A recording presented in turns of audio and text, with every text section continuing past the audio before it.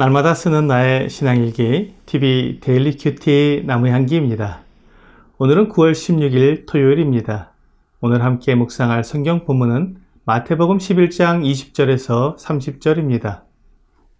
예수께서 권능을 가장 많이 행하신 거울들이 회개하지 아니하므로 그때 책망하시되 화 있을진저 고라시나 화 있을진저 베세다야 너희에게 행한 모든 권능을 두로와 시돈에서 행하였더라면 그들이 벌써 베옷을 입고 제에 앉아 회개하였으리라.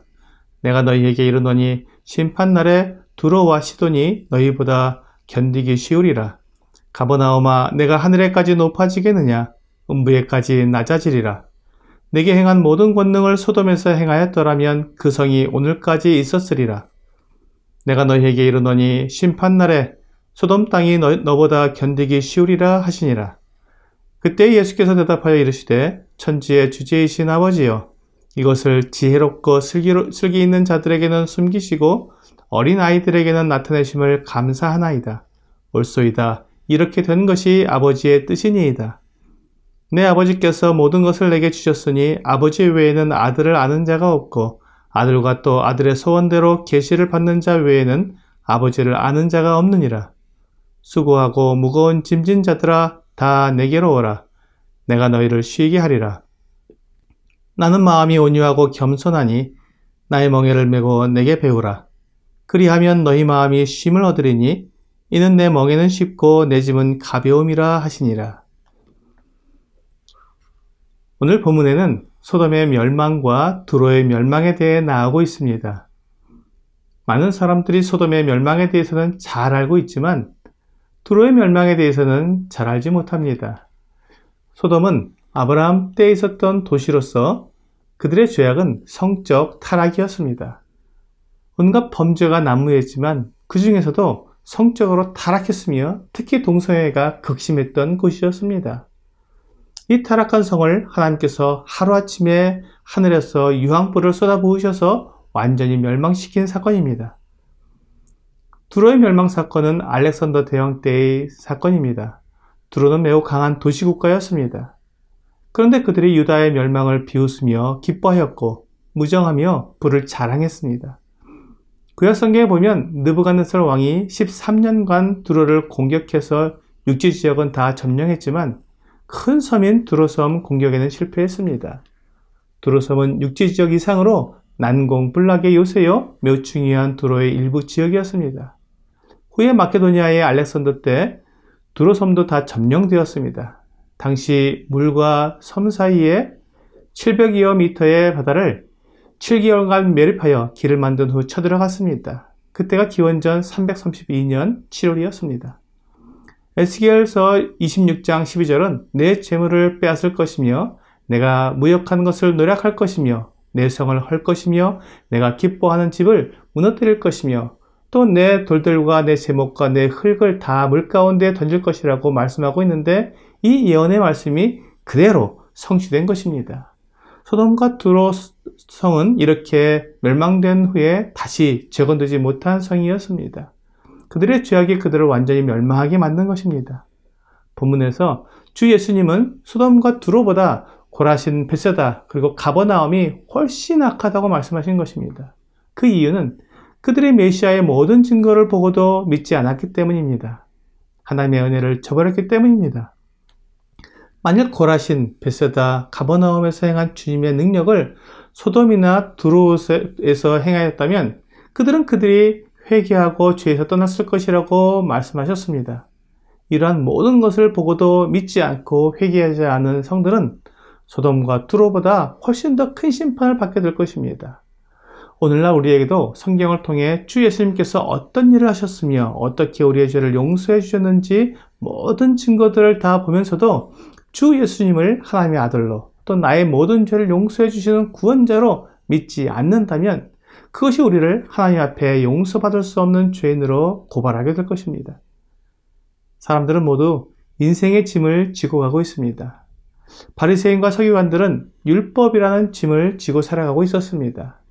그들은 스스로 그 짐을 질 수 없었음에도 그 짐을 또한 다른 사람들에게도 억지로 지운 사람들입니다. 율법이 없는 이방인들은 어떤 짐을 지고 가고 있습니까? 인생의 성공이라는 짐을 지고 가는 것 같습니다. 성공해야 하고 남들보다 더 나아야 한다는 짐입니다. 그러면서도 질병과 사고와 죽음이라는 두려움의 짐도 지고 있습니다.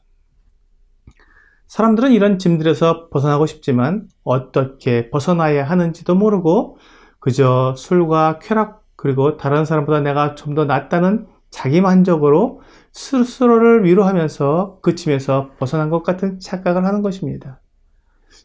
그래서 성경 잠언 14장 13절은 웃을 때에도 마음에 슬픔이 있고 즐거움의 끝에도 근심이 있느니라고 말씀하고 있습니다. 짐은 내려놓은 것 같은데 결코 짐에서 벗어나지 못했기 때문에 겉으로는 자유한 체 하면서도 속으로는 여전히 고통스러워하는 이런 어처구니 없는 삶이 계속되기 때문에 결코 쉴 수 없는 인생을 살아가고 있는 것입니다.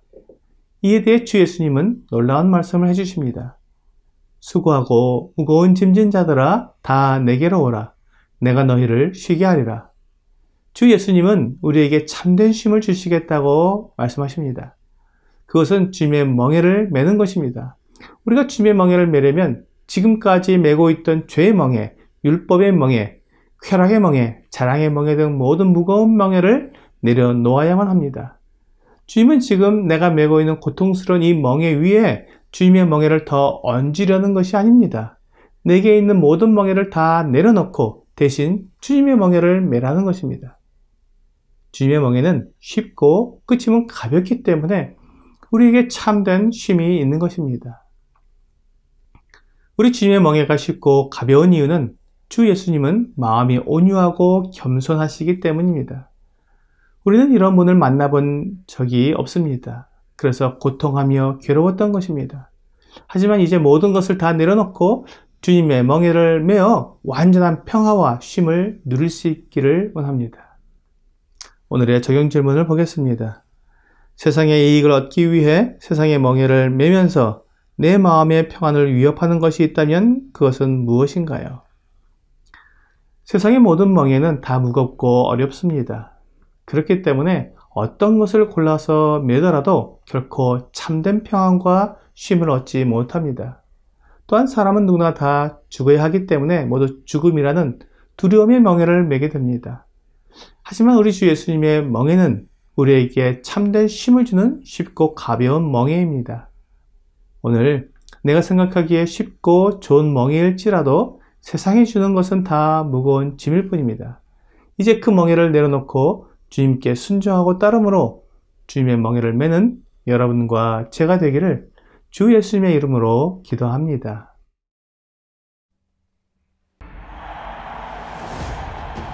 너희 영원한 문들아 들리라. 영광의 왕이 들어오신다. 누가 영광의 왕이신가?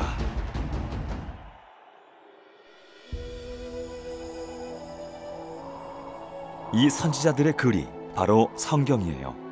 만약 성경이 없다면 우리가 어디에서 왔는지, 왜 이곳에 있는지, 그리고 어디로 가고 있는지 정확히 알 수 없어요. 우리가 시간과 공간을 거슬러서 과거로, 아주 먼 과거로 사람도 행성도 별들도 생기기 전으로 여행할 수 있다면 성경의 첫 번째 구절에 들어있는 능력과 영광을 목격할 수 있을 거예요.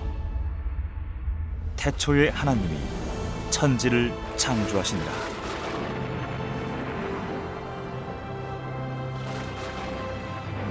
6일 동안 왕은 아름답고 멋진 세상을 창조하셨어요.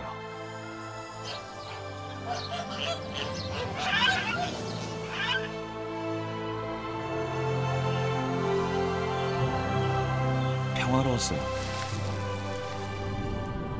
완전한 부부가 그들의 완전한 창조주와 친밀하게 교제하며 살고 있는 완전한 세상을 상상해 보세요. 처음에는 모든 것이 완전했어요. 뭐가 잘못되었을까요?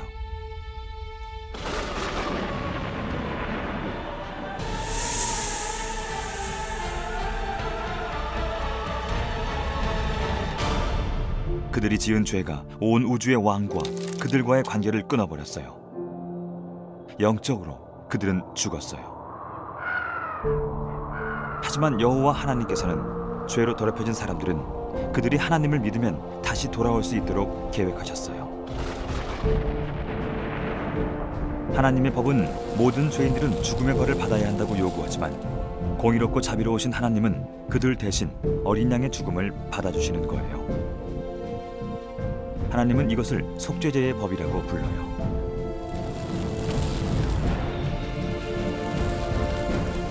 이 사건은 죄와 죽음의 법이 요구하는 것을 만족시키고 온 세상 모든 민족의 죄인들을 구원하실 거룩한 구원자를 이 땅에 보내실 하나님의 계획을 생생하게 표현하고 있어요.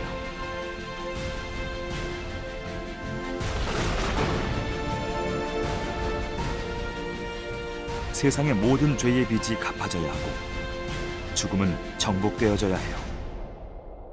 그것이 그분의 사명이에요.